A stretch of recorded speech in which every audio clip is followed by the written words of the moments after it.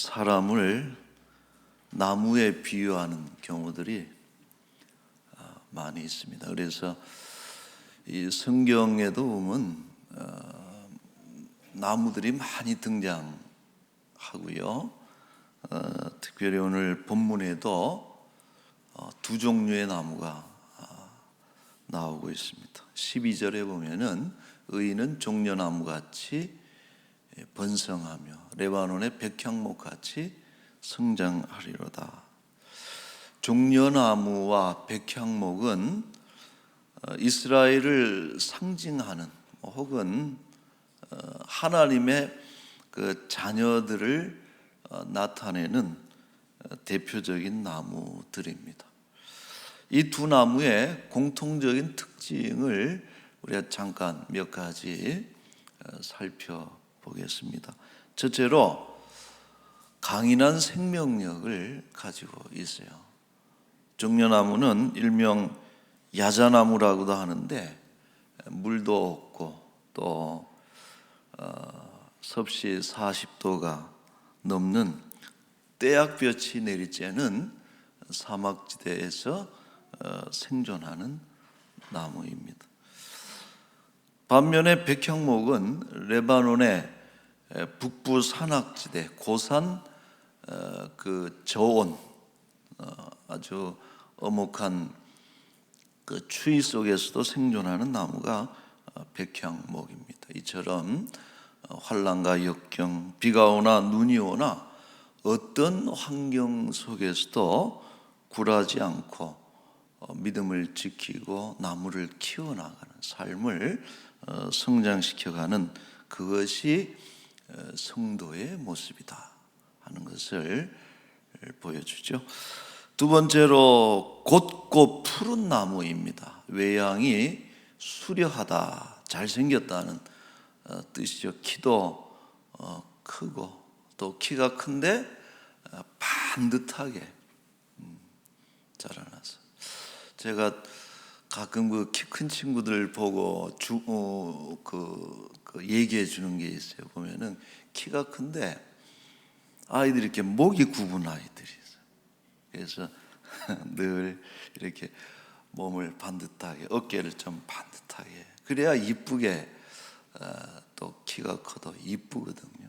근데 이처럼 키가 크고 또 반듯해서 하늘을 향해서 자라나고, 게다가 이 두 나무는 상록수라 그래요. 사철 푸르른 상록수입니다.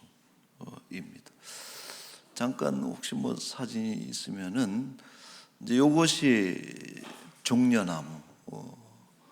그래서 여러분 그 종려나무 가지를 꺾어가지고 그 이파리로 예수님을 환영했던 우리의 종려주일이다 이렇게 이야기를 하잖아요. 그래서 아주 저렇게 반듯하게 자랐고, 백향목도 마찬가지입니다. 푸르른 빛을 띠고 잘 자란 그런 나무입니다.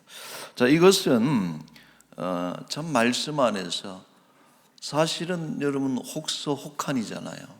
아주 떼약볕 아래서 혹은 아주 추운 그 생명체가 생존하고 자라나기에는 너무나 안 좋고 열악한 그런 조건 속에서도 이렇게 잘 자라고 푸른 빛을 띠고 군락을 이루고 있는 것은 참 신비한 일이다. 이것이 성도의 모습을 나타내는 것이다. 이렇게 볼 수 있습니다. 자, 마지막 세 번째로 풍성한 열매가 그 특징이에요. 종려나무는 잎에서부터 열매까지 버릴 것이 없는 나무로 알려져 있고, 그 대추야자 열매는 식용도 되고 약용도 되고 수확량도 상당히 많아서 인기가 있는 그런 열매입니다. 백향목은 열매도 좋은데 더 쓸모가 있는 것은 최고의 건축 자재입니다. 추위를 견디고 단단하게 자라났기 때문에 아주 단단하고 거기다가 그 비틀리지 않아서 곱게 자라났기 때문에 건물의 기둥으로서 아주 적합한 그런 자재이고, 게다가 이름에 들어가 있는 것처럼 향이 강하다. 백향목에서 향나무죠, 일종. 그 건물이 향이 있고 벌레를 쫓아주고 하는, 그래서 궁이라든지 오래전부터 왕궁을 짓는다든지 솔로몬 신전이나 왕궁도 마찬가지 레바논의 백향목으로 건축을 하였습니다. 단지 잡목이나 화목으로만 쓰이는 나무들도 많지만 이 백향목과 종려나무는 쓸모가 많은 나무들을 대표하고 있습니다. 하나님의 자녀들은 특별한 목적을 가지고 태어났죠. 지난주에도 말씀을 드렸습니다마는 목적 없이 태어난 인생은 아무도 없습니다. 특별히 하나님의 영광을 드러내며 또 창조 질서에 순응하면서 가장 인간다운 삶, 하나님 앞에서 살아가는 가장 그 온전한 인간의 삶을 구현해내는 것이 이 그리스도인의 삶의 목적이고 쓰임새다, 이렇게 말할 수 있습니다. 참 분주하고 때로는 힘겹고 원치 않는 어려운 일들로 인해서 참 힘들지만, 그래도 우리 성도들이 참 버티고 견디고 싸우고, 세월이 흘러서 어느 날 보니까 한 그루 나무가 되어 있는 것이죠. 60, 70, 80 되신 어르신들이 얼마나 돌아볼 시간이 어디 있었겠어요. 정신없이 살아오셨을 텐데 어느 날 보니까 그분들이 다 한 그루 나무가 돼서 서 있더라는 것이죠. 과연 어떤 나무가 될까? 우리는 백향목처럼 종려나무처럼 올곧고 푸르르고 열매 맺는 그런 그리스도인들, 지친 인생들에게 그늘과 쉼을 제공하는 큰 나무들이 다 될 수 있기를 축복합니다. 자, 그런데 많은 분들이 내가 과연 그런 나무가 될 수 있을까? 그렇게 생명력이 강인하고 또 올곧고 푸르고 열매 맺는 향기로운 나무가 될 수 있을까 자신 없어 하는데요. 그러나 이 말씀에 더 중요한 포인트가 여기에 있어요. 13절 말씀에 있습니다. 이는 어떤 접속사입니까? 앞에 나와 있는 이렇게 백향목처럼 종려나무처럼 푸르고 번성한 이유가 어디에 있느냐? 이는 하나님의 여호와의 집에 심겼으며 우리 하나님의 뜰 안에서 번성하리로다. 나무는 어디에 심겼느냐가 중요하다 그래요. 저도 그렇게 생각을 합니다. 아무리 좋은 묘목이라도 좋은 곳에 심겨야, 옆에 물이 흘러가고 뿌리를 통해서 자양분을 끄집어 올릴 수 있는 그런 곳에 정착을 해야 그 속에 있는 좋은 것들, 열매든 향기든 이런 것들이 생겨나는 것이지, 아무리 좋은 종자라도 그렇지 않은 곳에 심겨지면은 그렇게 되지를 않는 것이죠. 사람도 그렇다는 거예요. 어디에 뿌리를 두느냐. 좋은 인자들을, 탁월한 인자들을 속으로 가지고 있을지라도 어디에 뿌리를 내리고 자라느냐에 따라서 인생이 달라진다.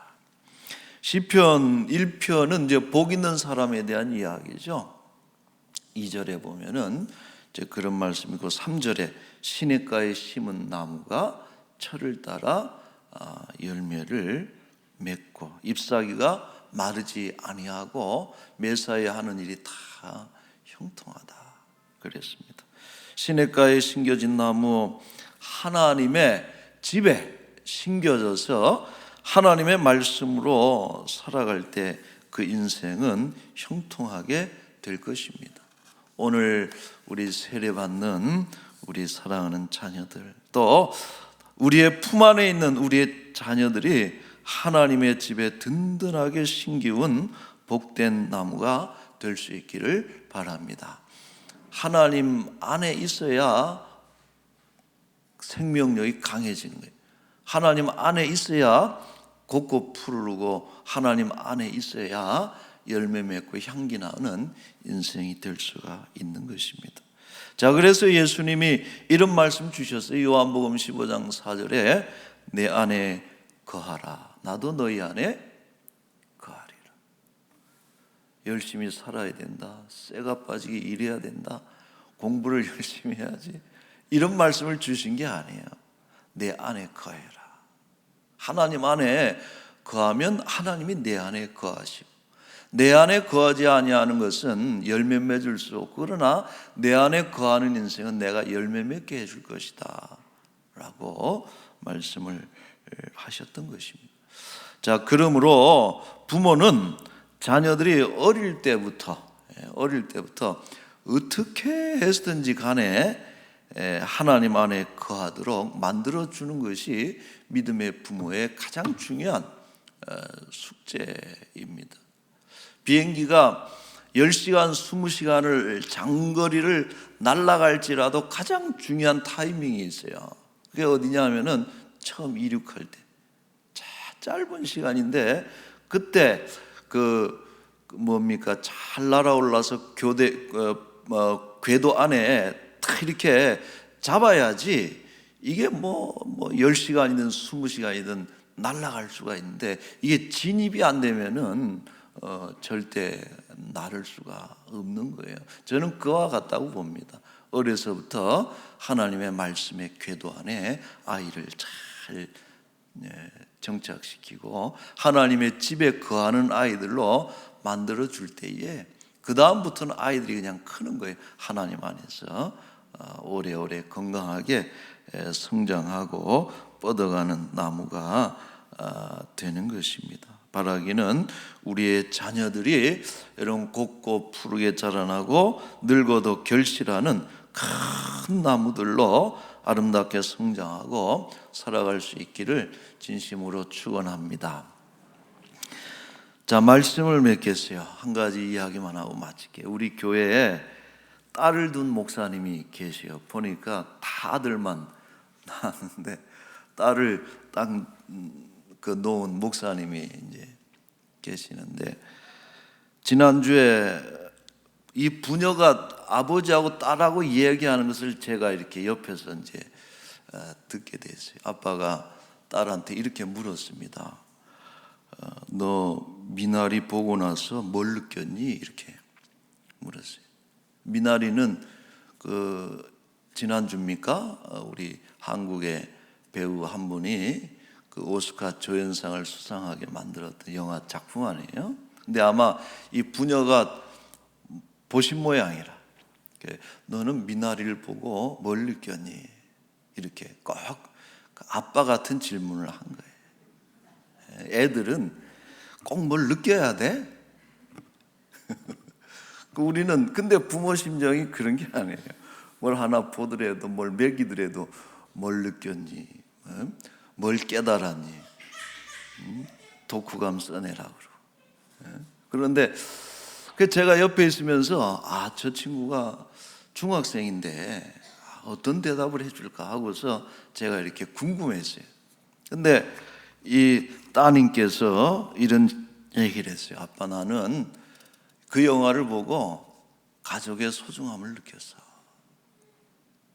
특히 아빠가 고생하는 거 보니까 마음이 막 아빠한테 가고, 그 아빠를 보면서 우리 아빠가 생각났어요. 이렇게 너무 이쁜, 아빠는 참 평범한 질문을 했는데 딸은 너무 이쁜 대답을 그렇게 해줘서 제가 옆에 이제 두 가지 생각을 했어요. 딸이 있어야 되겠구나. 이게 한 가지고, 이제 두 번째가 뭐냐면은, 저렇게 어린 친구도 저런 생각을 하는구나. 우리가 얕봐서는 안 되겠다. 우리 지난 시장 선거 때도 20대 반란표가 그래서 나왔다 그래가지고 난리가 나고 이렇게 하지만은, 우리가 어리다고, 나이가 어리다고 얕볼 것이 아니다, 이런 생각이 되고 더 나아가서 정말 이런 아이들 저렇게 이쁘게 생각하고 이쁘게 말할 줄 아는 이런 아이들이 하나님 집에서 자라나고 어렸을 때 내 말이 아니고 부모의 가르침보다는 하나님의 말씀으로 잘 이렇게 옆에 갖다 먹이기만 해도 이 아이들 장래가 어떻게 될까 하는 이런 기대와 또 그런 행복한 마음을 가지게 됐습니다. 여러분, 바라기는 우리 자녀들을 우리가 어릴지라도 쉽게 생각하면 안 되고 그 안에 하나님의 좋은 선물들로 가득 채워주는 그런 가정이 꼭 될 수 있기를 바랍니다. 그런 면에서 오늘 이렇게 유아 세례 받는 거는 정말 잘하는 거예요. 어린이 세례도 잘 받으시는 거. 백향목처럼 종려나무처럼 세상을 유익하게 하는 그런 나무들로 우리 자녀들이 마음껏 성장하고 번성할 수 있기를 우리 예수님의 이름으로 축복합니다. 아멘. 기도하겠습니다. 하나님 고맙습니다. 우리 귀한 자녀들 집안에 주신 것 감사한데 주의 선물인 줄로 알고 우리는 부족할지라도 자녀들에게 주의 말씀으로 잘 양육하고 하나님 집안에서 어떻게든 자라날 수 있도록 믿음으로 가르치고 믿음의 본을 보이는 귀한 부모들이 되기를 원하고 지금 어리지만 자라나서 한 시대를 끌어나가고 또 주도해가는 백향목 종려나무처럼 세상을 이끌어가는 그런 큰 나무들이 되게 하옵소서. 예수님의 이름으로 기도하옵나이다.